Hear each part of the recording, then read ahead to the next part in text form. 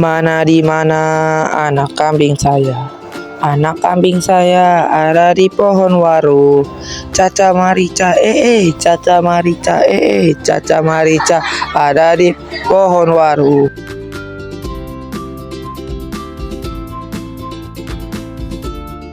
Di suatu pagi yang cerah, seperti biasanya, Steven datang ke sekolah dan melakukan aktivitas seperti biasanya.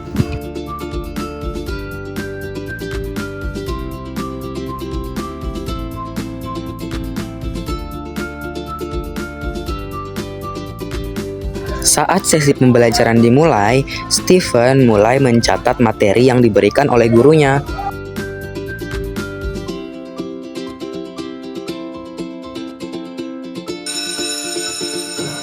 Waktu telah menunjukkan pukul 2 siang, yang berarti jam pulang sekolah telah tiba. Oleh sebab itu, ia mulai membereskan barang-barangnya dan bergegas untuk pulang.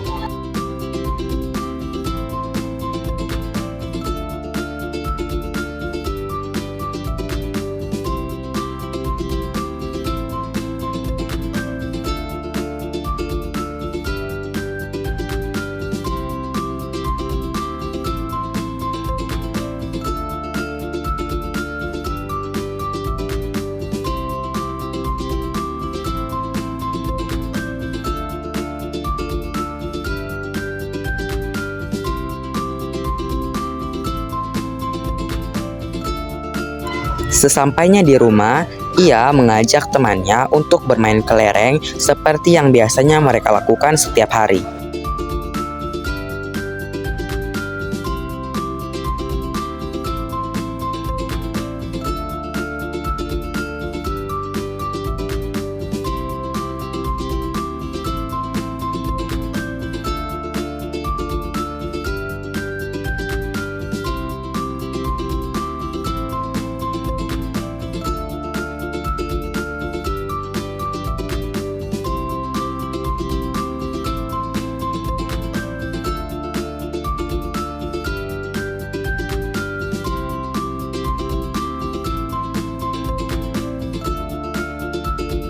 Waktu berlalu dengan cepat, tak terasa Steven telah menemui hari ulang tahunnya dan ia dan teman-temannya merayakan ulang tahunnya. Di hari ulang tahunnya, ia mendapatkan sebuah hadiah dari kedua orang tuanya.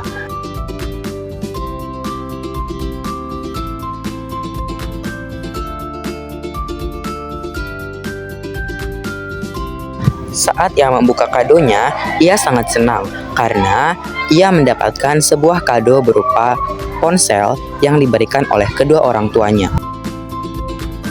Wah, seru banget nih. Kayaknya aku mau main 5 jam lagi deh. Mulai dari saat itu, ia mulai lebih sering untuk bermain game dibandingkan bermain kelereng dengan teman-temannya.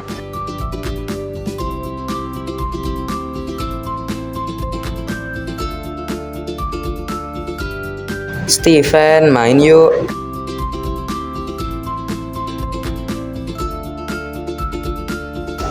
Nggak aku males mau main HP aja. Dari situ, ia juga mulai jarang untuk mendengarkan lagu daerah. Ia lebih sering mendengarkan lagu dari luar.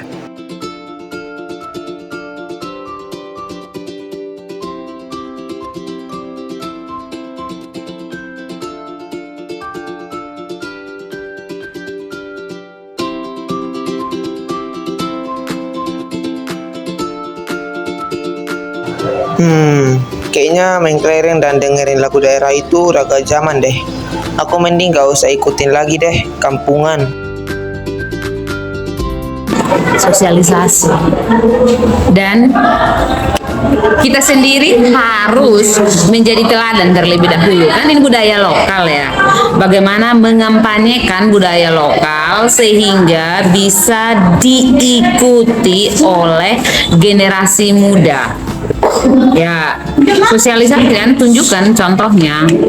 Jadi tidak hanya berharap saja dalam diri, tapi tidak turun dalam aksi nyata. Begitu. Jadi misalnya contoh budaya lokal kan ya. Budaya lokal itu termasuk makanan, kuliner kan. Kuliner. Kalian sendiri harus di rumah masak makanan budaya, makan pangan lokal tuh. Misalnya buat kue pisang, makan singkong goreng. Contoh itu kan budaya lokal, pangan lokal. Jagung bose, apalagi yang berkaitan dengan ubi jalar ya, rebus, goreng boleh, tidak masalah apakah, tidak apa-apa. Yang penting kita sendiri sudah lakukan itu, lalu kita sendiri sosialisasikan itu dan tunjukkan benefit, manfaat-manfaat dari hal ini. Jadi, aksi nyata kita sendiri buat sendiri sebagai teladan, lalu kampanyekan, sosialisasi. Baik, yang pertanyaan kedua.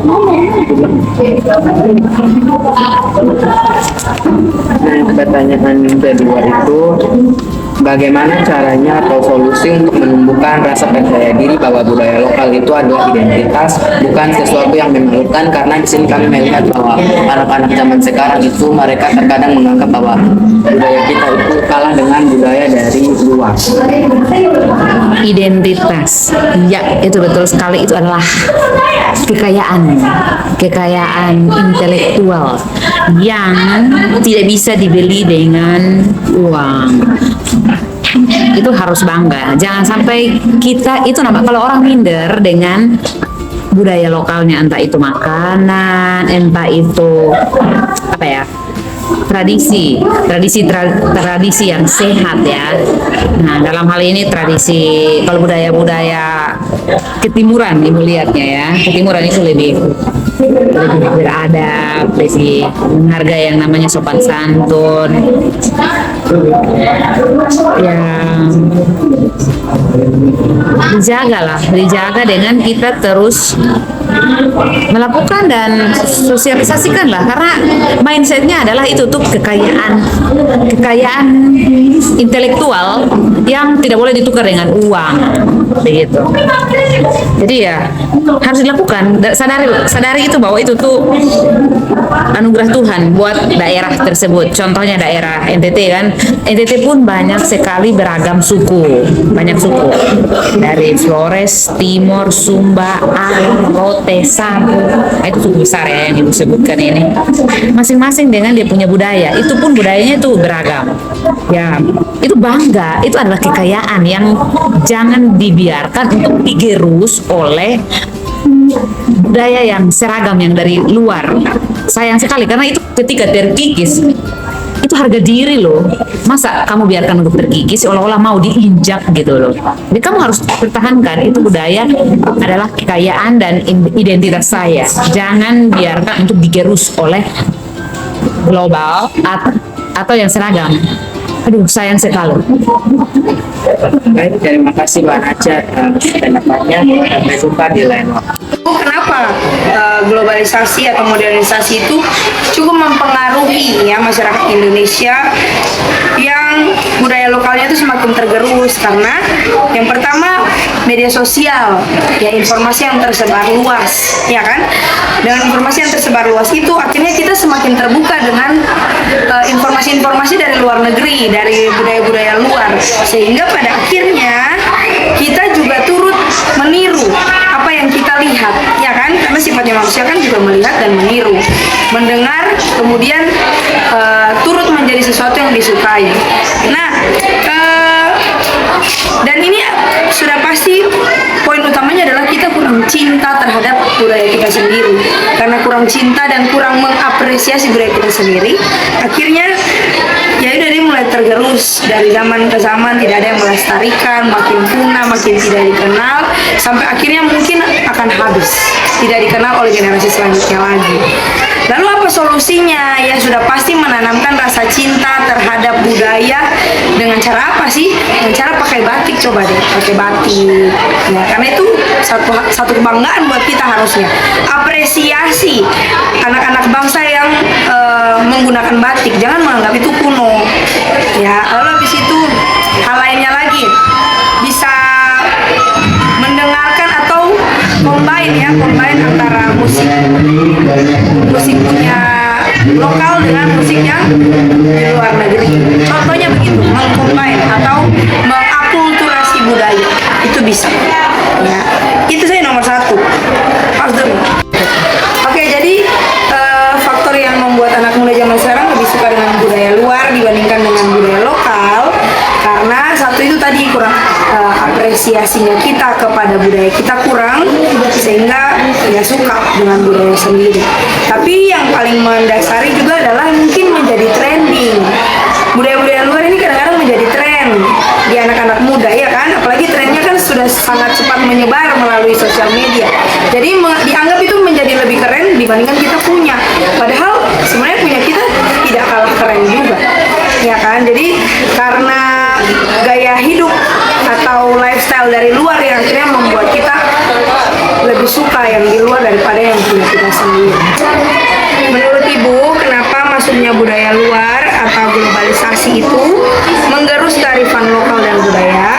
Karena yang pertama itu adalah kurangnya apresiasi dari kita masyarakat Indonesia terhadap budaya kita, dan kurangnya penanaman rasa cinta kita terhadap budaya kita, sehingga seiring berjalannya waktu budaya terbuka dengan proses yang kita sudah terbuka dengan media sosial dan lain-lain, itu membuat kita akhirnya gampang sekali mengasimilasi budaya kita sendiri.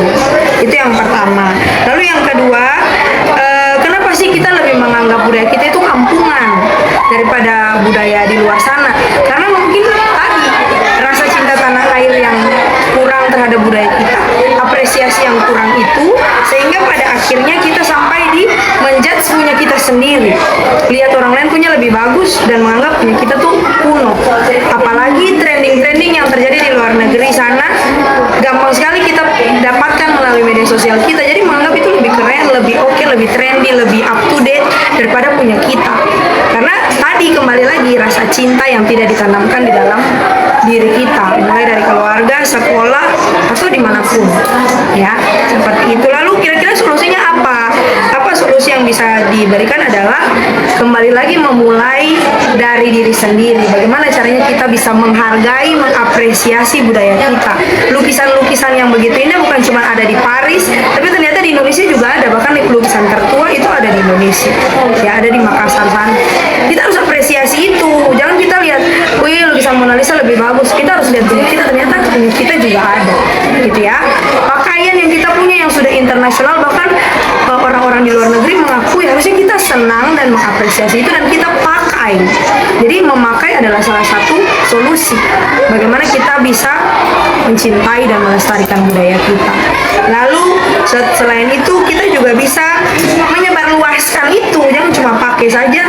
Ya kita coba sebarluaskan itu, ya kasih tahu teman-teman, mungkin menjadi penjualnya mungkin, atau menjadi apa ya, yang brand ambassador batik kah, ya kan, atau brand ambassador hal-hal yang ada di lokal brand di sini jual. Itu saja dari Ibu. Makasih. Jadi kesimpulannya adalah solusi agar budaya lokal kita tidak tergerus oleh budaya luar adalah dengan kesadaran diri sendiri. Karena jika bukan kita, maka siapa lagi yang bisa mempertahankan budaya kita? Kita juga harus bangga menggunakan dan melestarikan budaya kita, karena itu adalah identitas diri kita, sehingga kita tidak boleh menganggap budaya kita itu kuno.